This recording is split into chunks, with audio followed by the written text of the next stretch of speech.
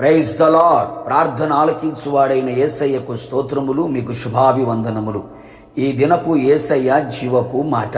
రాజుల 2వ గ్రంథము 19వ అధ్యాయము 20వ వాక్యం. నీవు నా ఎదుట చేసిన ప్రార్థన నేను అంగీకరించి ఉన్నాను. క్రీస్తు యేసు సంబంధులారా, మన యేసయ్య మన మనవులు ఆలకించేవాడు, అంగీకరించేవాడు. ఆశ్చర్యమైన అద్భుతమైన కార్యములు చేయుటకు సర్వశక్తి కలిగిన దేవుడు. మనము ఆయన ఎదుట పవిత్రమైన పెదవులతో, పవిత్రమైన హృదయముతో, పవిత్రమైన చేతులెత్తి ప్రార్థించవలెను. అట్టి ప్రార్థన దేవుని ఎదుట అంగీకారముగా మార్చబడును. దేవుడు ఆశ్చర్యమైన కార్యములు చేయును.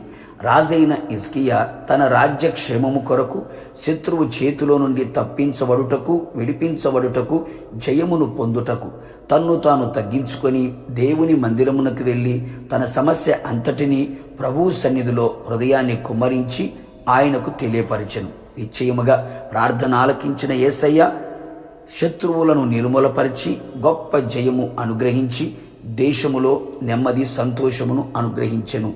కావున మన వ్యక్తిగత జీవితంలో ఏ శత్రువు కార్యములు, తంత్రములు, కుయుక్తి మన జీవితంలో వెంటాడుచు నెమ్మది, సంతోషం, ఆరోగ్యం, ఆనందం, ఆశీర్వాదం లేకుండా చేస్తూ ఉన్నాయో, నిందించుచు, దూషించుచు, అవమానకరమైన మాటలతో తోలనాడుచున్నారో, భయపడక, దిగులు పడక మన యేసు ఎదుట నిలిచి ధైర్యముగా ప్రార్థించదము. మందిరములు చేయబడుచున్న ప్రతి ప్రార్థన ఆలకించే దేవుడు నిశ్చయముగా శత్రువు కార్యములన్నిటిలో నుంచి విడిపించి జయమునిచ్చి నెమ్మది, సమాధానము కలుగు చెయ్యను. ఆత్మీయంగా ఎదగనివ్వకుండా చేసే శత్రు తంత్రములన్నిటి నుంచి విడిపించి ఆత్మీయ అభివృద్ధి పొందునట్లుగా, ఆత్మలో బలపడునట్లుగా, స్థిరపడునట్లుగా చేయును.